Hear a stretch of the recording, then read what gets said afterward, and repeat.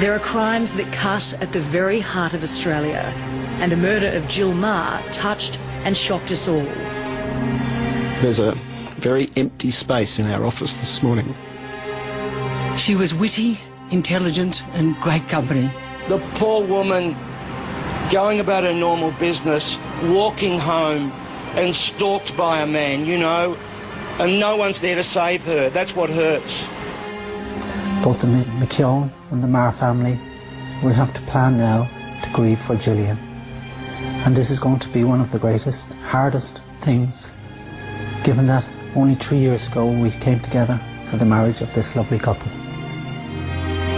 It was an act of evil that frightened us all the more because she was just like so many young women out around the nation that night and every night. A crime that moved thousands of strangers who felt instinctively connected to someone they'd never met.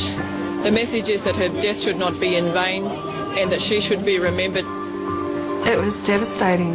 It was just devastating. She was incredibly funny, incredibly witty, and just so smart and intelligent that she just brightened up any room she was in. Jill Meagher was stalked and abducted only a few minutes' walk from her home in Melbourne's inner city. As the nation watched and her husband and family appealed for help, on the other side of the world in Ireland, Jill's country of birth, there was also anguish and anger. There's a lot of support coming in and a lot of people calling to the house and showing their support. Everyone hoped that grainy glimpses of a man captured on security cameras could provide some breakthrough and perhaps lead to Jill being found alive. But all that hope turned to heartache when Jill was discovered dead. Obviously my life is completely and utterly changed in a matter of at one night. Nobody's given up on me for a second throughout this whole thing, so it's been fantastic in that way, but obviously still really painful. Suddenly you find someone who you know, you work with, who you care about is the subject of the story, and yet you've still got to cover it, you've still got to report it. So you're grappling with your own emotions, and yet you've got that conversation going on inside your own head and your own heart, and the tears are welling up. So you deal with that as best you can, and sometimes try and compartmentalise yourself. So you deal with the story while you're on air and deal with the emotions later on. Jill Meagher's killer, Adrian Ernest Bailey, a father of 4, led police to her body. But in his twisted mind, he was somehow a victim. In court, it was revealed just how perverted he really was. Well, Adrian Bailey is a serial sex offender. He's a violent and sadistic sex offender. He's someone who repeatedly, from a young age, has committed crimes of violence against women, particularly young women. He's also a cunning and calculating sex offender. Today, Bailey was finally sentenced to life in prison for a crime that should never have happened. Because of Ben Leonard and the team at Victoria Police and Richard Lewis and his colleagues at Public Prosecutions Victoria, justice has now been done. Police and prosecutors, we thank you. This man is unrepentantly evil. He's been let off too many times by our justice system, and he's just it's obviously a complete menace. The pain Jill's loved ones have been through, shared by other families too. Like those closest to murder victim Elsa Corp, also killed by a man on parole. Elsa's death prompted changes to parole laws, but not soon enough to save Jill. Monsters, I think you can describe them to us, monsters, and we just knew exactly what they were going through.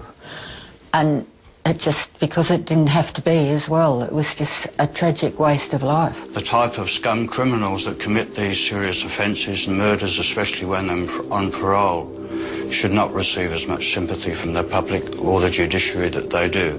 Absolutely, it should never have happened. It was disgusting, oversight by the parole board. Adrian Bailey was a man you could already despise before that night. He had a disgusting criminal record. He'd been raping women since he was a teenager, had spent 11 years in jail and even on parole is accused of committing 2 other sexual assaults. In all, he'd attacked women at least 22 times. Yet this man was on the street, searching for another victim. Tonight, we'll look at the flaws and failures of the system that led to Jill Maher's encounter with that evil in the night.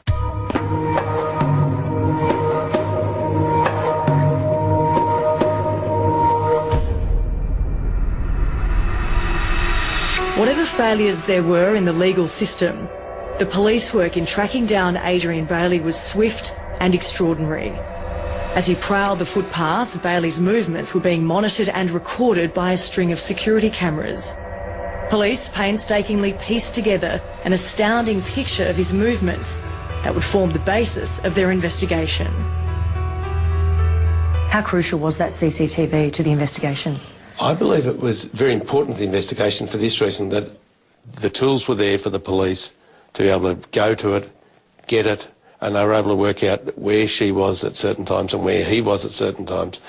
And indeed, it gave a reasonably clear picture of Bailey, so that they knew that they were looking for, you know, an average-sized blonde or redhead. And then I think a detective realised who he was and thought he'd seen him before, and that led them to come up with a name. And of course, once they had his name, they would realise that he had a record. But while all of this was happening, a family was in terrible grief at her death and at the torment they knew this gentle woman had endured. Well, it was horrible. We found out things about that man, which was his significant criminal record and history. And yes, it was absolutely ghastly. But Jill's family and friends were not alone. There was a spontaneous and unstoppable groundswell of sympathy and support. When you saw 30,000 people walk down Sydney Road in your local neighbourhood, how did that make you feel? I guess, you know, times like that restores your faith in humanity, really. I was just so... It was quite emotional. It was a really emotional time. I felt just really heartened that people felt so strongly about this issue. Sarah Brocklesby, a Brunswick mum who lives in Hope Street, where Jill died, was a march organiser. I was immediately just absolutely shocked. Talking about it with my friends, we all related to it immediately because we're all young women that live in the area who also, you know, go out in the area, walk home by ourselves at night. So instantly there was, I guess it really cut to the core of how we live, really, in our lifestyle. And so we feel that, you know, we should be able to walk home. She had every right to walk home. In the space of just a week, we'd all heard so much about Jill. When we come back, the young Irish girl who'd found happiness and a new life here in Australia. She was gorgeous. Everyone knows she was funny. She was smart as a whip. Ran rings around most of us and kept us all very much in line.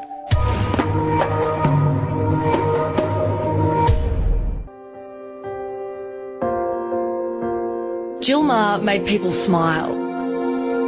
A vivacious, delightfully goofy woman, even her mum called her clumsy. She was gorgeous. Everyone knows she was funny. She was smart as a whip. And that's what won husband Tom's heart. Both Irish, they met at university and moved to Australia, where Jill got a job at ABC Radio in Melbourne. She ran rings around most of us and kept us all very much in line. Had a great line in self-deprecating humour and loved high heels and high fashion and was quite, you know, flamboyant personally as well. Jill was also a very social person who loved to drink with workmates. She lived nearby, and in the early hours of September 22 last year, she decided to make the short walk home along Hope Street by herself, turning down an offer to be escorted to her door. But Jill never arrived home. Her husband becoming increasingly anxious that the girl he loved had met some terrible fate. The last walk of her life, she came out of bar etiquette in Sydney Road after having, you know, a nightcap with one of her colleagues. And he said, you know, why don't you grab a cab home, or do you want me to walk you home or whatever? And she said, no, it's just around the corner, which it was, it's 500 metres. And away she went. And as she walked down the street to the north in Sydney Road, she was picked up by cameras that were in the shops, particularly the one in the boutique, where Bailey, who'd been cruising back and forth, presumably, saw her and hurried to catch up with her. And in fact, he'd walked past her, turned around and come back, and caught up with her and engaged in a conversation. Within hours, Australia was seeing pictures of Jill Maher's face and hearing appeals for any information about her disappearance. These are the final chilling images of Gillian Maher. And so, Sarah, this is Hope Street, where Jill turned and attempted to make her final walk home. And it's not far, is it? It's not, no, it really isn't. This is one of the things that I think really hurts people, is knowing how close she did get home. This is your street as well. For you, it's obviously still very raw walking along this path where Jill made her final footsteps. Yeah, I've walked around this corner so many times, so yeah, it's a place that's very familiar to me. We too were feeling the pain, fearing the worst and asking who could have done such a terrible thing. The sad reality is that suspicion often falls close to home. It's part of the crime-fighting manual that you have to discount in these events those who are nearest and dearest, because in something like 8 out of 10 cases, it is someone well known to the disappeared person who's responsible. So they must count that out first and eliminate it and then move on. I think the police quickly realised that they were dealing with a serious abduction. But there's no doubt that for that first 48 hours, that many of us in the media were thinking, well, until the husband's cleared, we won't know what's happened. When Jill's husband Tom was regarded by some media as a suspect, all of us went, nah, that's just absurd, that's wrong, that's not fair, that's not what could possibly have happened, and I really felt for him. Adrian Ernest Bailey seemed destined to graduate from rapist to killer. From his late teens, he raped his first victim at 18. There was an escalating pattern of violence against women. What kind of person can commit the crime that Adrian Bailey committed? It's a mixture. Some of them come from very damaged and abusive backgrounds. They've had terrible problems, often with women in the past who've failed them, their mothers, girlfriends, etc. Some of them, on the other hand, come from relatively stable backgrounds, and you just can't see any reason why they should be so enraged with the world, and with women in particular, but they are. So there's no simple solution to it. I mean, they're not born that way, they become that way. But there's a whole lot of roots to finishing up as that kind of threat to women. In court, Bailey was described as having a borderline personality disorder, a man who enjoyed humiliating women. For him, it was all about power, control. What you've got with him is a man, like many, a small number of others, who repeatedly rape women. Now, there's a number of things that can lead to that.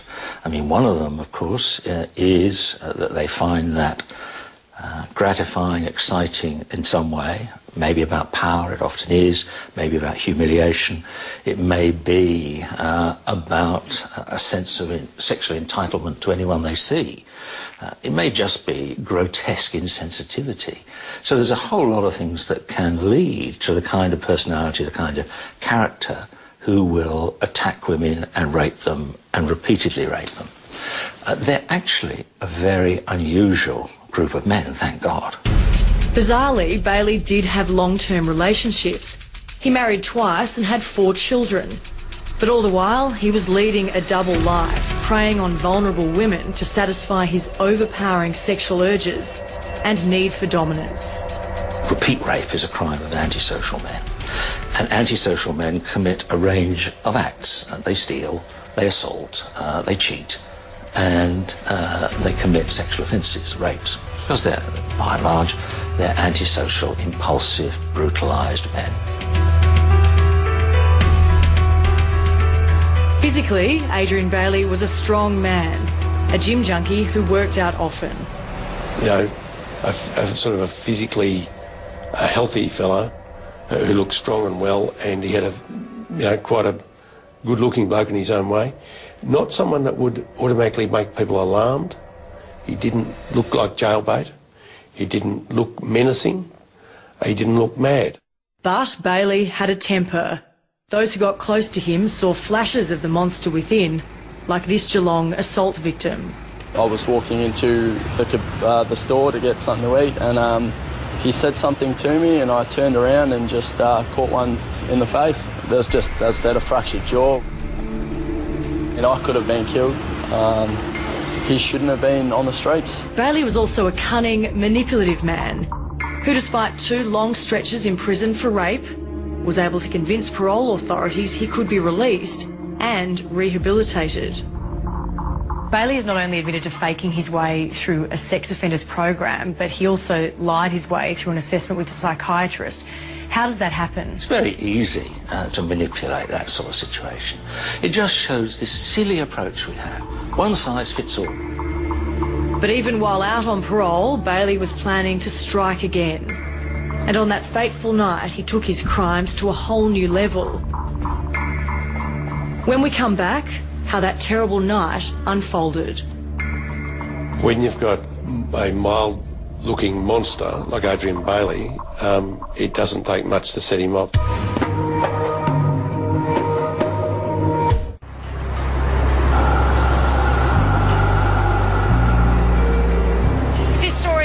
Begins here on a Friday evening in September last year. Jill Meagher left work for drinks with friends from the office. It's 5:45 p.m. We know that because almost her entire evening from that moment on was captured on security cameras. Incredibly, Adrian Bailey's movements were also tracked by CCTV. It would later prove his downfall. CCTV shows us what a great tool it is in the right hands. We have footage of Bailey at a bar in Flemington with his workmates early in the evening. We have footage of Bailey with his girlfriend in the city in Swanston Street later in the evening. We have footage of Jill Meagher, I think if not in a bar then walking down Sydney Road. So most of the main players in this story have been able to be tracked through their evening, where they were at what time, with the perfect evidence.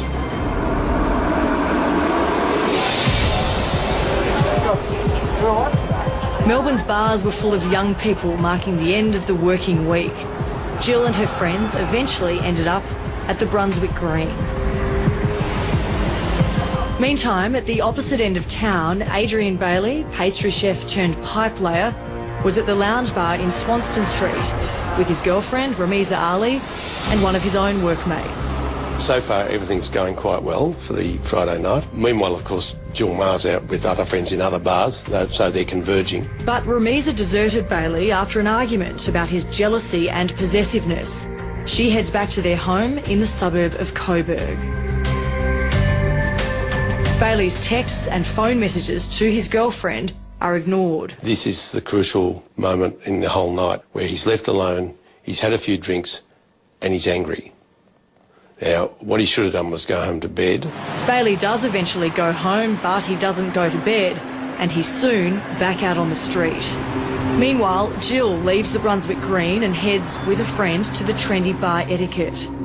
Earlier she'd sent a text to husband Tom asking him to join her, but he'd fallen asleep.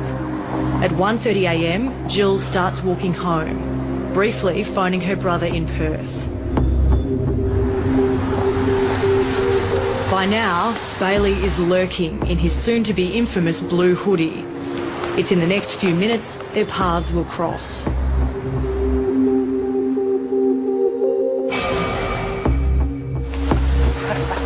It seems to me, looking at the CCTV, that he was out and up to no good, planning to get a victim that night. He's walked one way past the camera to the south, I think. Then we see him come back through the camera again because he's spotted her. So this is the wolf that sees its prey. And he homes in on her and he hurries to catch up, and then he catches her and he engages in conversation. Now, we can only speculate what that conversation was. He's obviously trying to persuade her of something. He's sort of remonstrating with her, and she's shaking her head, or she's fairly neutral. She wasn't trying to pick a fight, but he's clearly trying to persuade her of something. Maybe, you know, maybe I could give you a ride home. It's not safe here. Who knows what sort of things he was saying. And then she, I think, took her phone out because she wanted to make a phone call to sort of break the conversation off, very wisely. The only mistake she made was, you know, walking down a dark street afterwards. Bailey later claimed to police he was just trying to be friendly, but when Jill rejected his approach, he got angry. What do you think it was that tipped him over the edge? I really think that he killed Jill Meagher because he realised that she'd seen him under light in Sydney Road, because he was fairly sober. When you've got a mild-looking monster like Adrian Bailey, it doesn't take much to set him off. So the combination of a few drinks and an argument with his girlfriend, and then his girlfriend apparently not being home, you know, leaving, going somewhere else, would be easily enough to set him off, because we have to recall this is a man that's been set off many other times from the age of, you know, 18. And so he's had half his life, he has been a violent sex offender at that point. And that night, he became a murderer as well. It was that quick? It was that quick. Within minutes, Jill had been raped and strangled in this laneway just off the main road. Bailey fled, returning home to get his car and a shovel. He retrieved Jill's body and then drove 50 kilometres to Gisborne South, where he buried her in a shallow grave.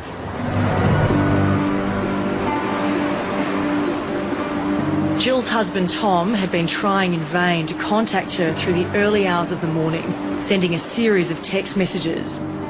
He eventually contacted police and they began searching for her, seizing security vision and tracking Jill's mobile phone. They would soon find a hot trail to her killer. The electronics is fascinating, isn't it? Because although we all use mobile phones, and we all know they're very traceable and that they can be tapped and all the rest of it, but people continue to use them and forget that they've got them until it's too late. And that indeed is what has happened to Bailey.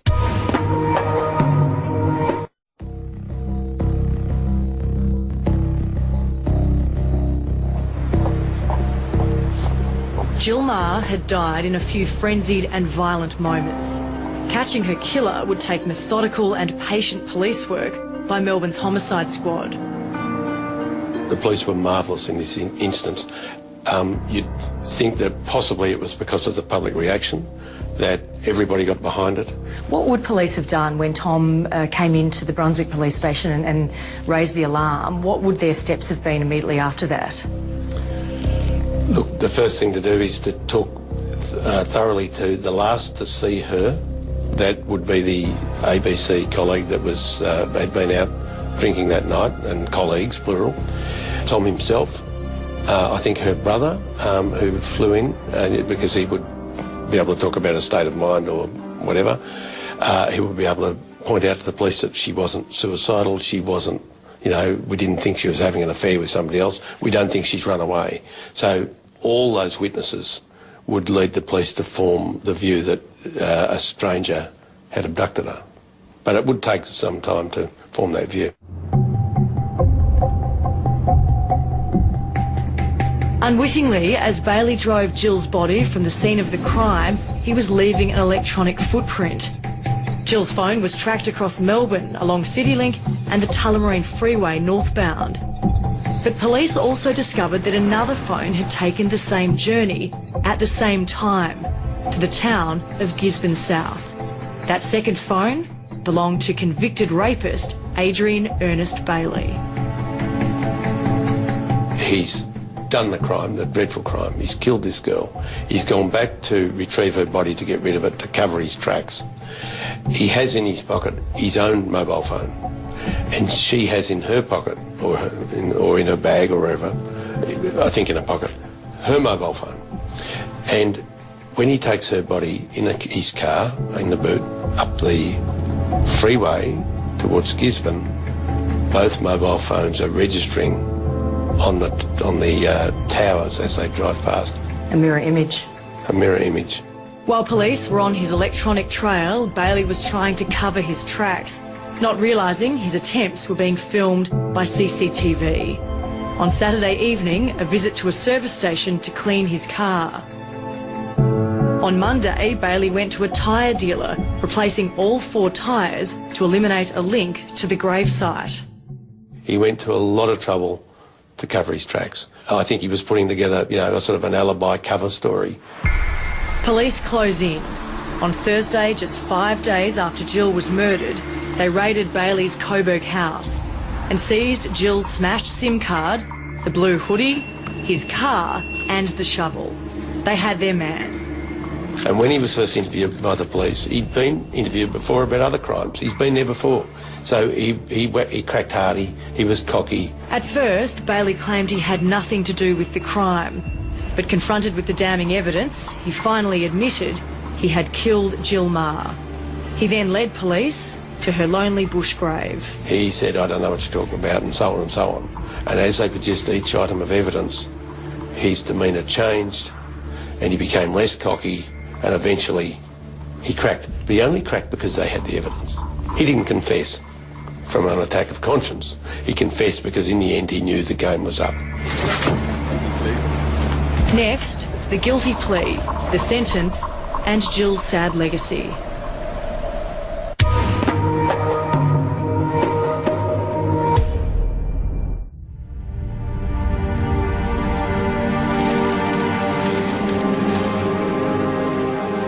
All the love her husband and family had for Jill Meagher came pouring out at her funeral. And all of Australia could feel their grief. The funeral was a wonderful, wonderful tribute. I've never been to a funeral like that, and I hate funerals. I dread them, but this one was truly extraordinary and remarkable and fitting. It was made me extraordinarily angry, really fearful. I mean, and that's the worst thing for me, because the way Jill and I lived was very free of that. It was very, we trusted people that we met, just because I think that's a good way to live, just because you can be open with people and you can be honest with people if you're like that. And I think that's been ruined for me, and I think that's the worst part of it. It's just not being able to be myself anymore. But Jill's family had yet another ordeal to confront. The trial of Adrian Ernest Bailey. This is the worst thing we'll ever go through in our lives. I've been really humbled by the support of the Australian public, the tireless efforts of the police.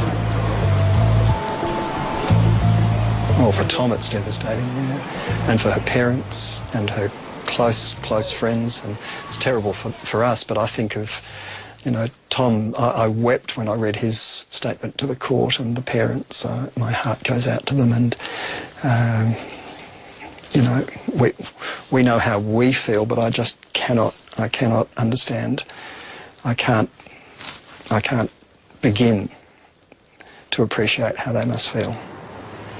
It was in this courthouse we were all to learn the frightening details of Bailey's criminal past, his long history of raping women, the startling revelation that he was on parole when he murdered Jill, and that he avoided going back to prison after bashing a man in Geelong. This was one violent criminal who simply should have been behind bars. I think the primary role of a parole board should be to protect the innocent. Very secondary to that would be rehabilitation. Rehabilitation is still a thing we need in our justice system, of course it is, but it's not a person like that. They have to do a risk assessment of, and the number one priority of that should be to protect the innocent, and that's what they didn't do in his case, and that's why Jill's not here. When we heard about the murder of Jill Meagher, we were absolutely gutted because in many ways it mirrored the tragic circumstances of the loss of our daughter. Hairdresser Elsa Corp died at the hands of what her family called a monster. A man who also should have been imprisoned for breaching his parole. David Patrick Clifford, a drug dealer, was on early release for trafficking when he savagely murdered Elsa, bashing, stabbing and strangling her to death after they went on a blind date. 100% we blame the failure of the parole board in letting people stay at large, serious criminals who've got long histories of serious aggressive crimes. They've been to jail many times. They've flouted the system. They've got away with absolutely almost everything. And the parole board see fit to slap them on the wrist, warn them and let them out. In court, Bailey attempted to justify his state of mind and tried to express remorse to the family. It was revealed he'd attempted suicide while awaiting trial. Bailey had even told police they should have the death penalty for people like me. He had remorse. His remorse was that he was very sad he'd been caught. That's what he was remorseful about. He told police in his record of interview, in his confession, that they should have the death penalty for people like me. What do you read into that? Nothing. They don't have the death penalty. Why would he say something like that? Bravado, boasting, you know, trying to show how sad he is about what he's done. I mean, it's just silly, isn't it? For someone like this, what hope is there of rehabilitation?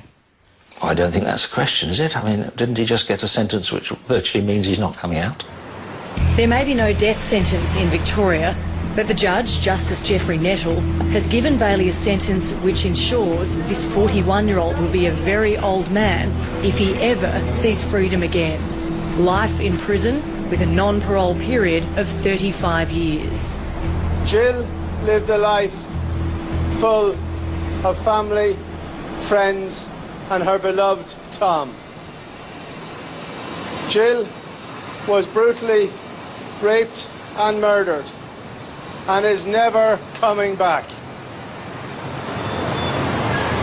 Because of Ben Leonard and the team at Victoria Police and Richard Lewis and his colleagues at Public Prosecutions Victoria, justice has now been done. Police and prosecutors, we thank you.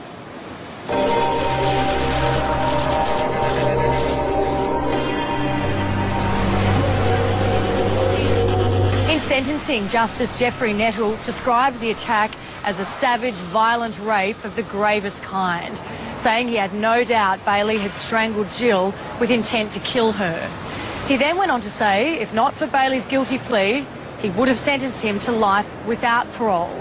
As it now stands, Adrian Bailey will be 76 before he is eligible to go back before the parole board.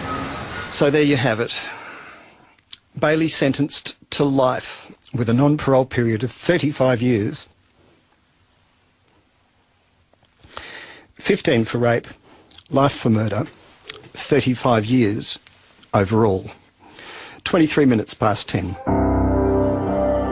There's been a lot of focus on why he was out on the street. Do you think the parole board simply got it wrong? Well, clearly the parole board got it wrong. Whether the parole board was able to not get it wrong is another thing. The system, the parole board might be a victim of the system that's in place. Had he been breached for punching a man, hitting a man in Geelong while on parole, had he been breached then and gone back inside, this would not have happened. Well, it certainly would have happened this time. It wouldn't have happened to Jill Maher.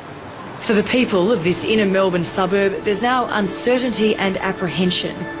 But they're determined that the wicked act of Adrian Ernest Bailey will not destroy the community in which they live. The place feels eerie now. It's hard not to feel just a really deep sense of sadness. But that said, I think that people that live in Brunswick they love living in Brunswick, and they feel very proud of the area. We feel like, because it is tight-knit, I think that even though we may not have known Jill Maher, we feel like she's one of our own. It's that kind of area. If there is one small consolation in all this, Victoria is now planning even tougher parole laws. But for Tom Maher and Jill's family, there is now only life without that smiling, vivacious and slightly goofy woman. That part of it's never over until you finally see that monster gone, you know. So hopefully I can just cut him out of my life, and of course he'll always be there, but I mean, I don't want him there. So I want to think of Jill.